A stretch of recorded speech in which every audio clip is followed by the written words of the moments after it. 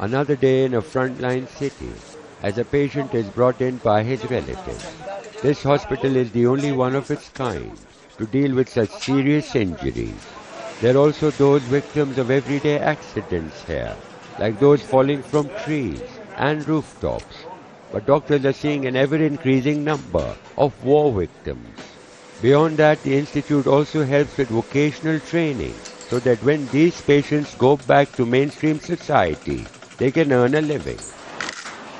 According to the head of the center, 90% of the patients were living below the poverty line, and 80% of them were the only ones supporting their families.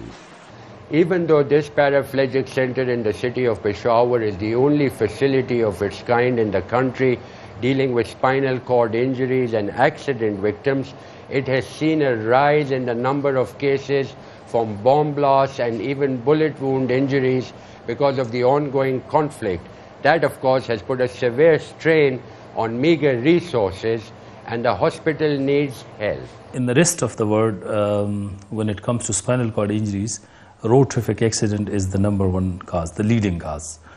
In Pakistan, generally it is falls, but unfortunately over the last 3-4 years, it's the war-related or violence-related injuries, firearm injuries, there's bomb blasts and drone attacks. Tawab Khan is from the tribal area of Hyder, will never be able to walk, but is lucky to be alive after a suicide bomber killed more than 50 people inside a mosque. It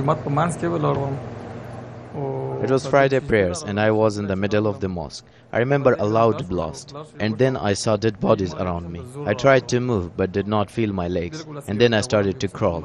That's all I remember. But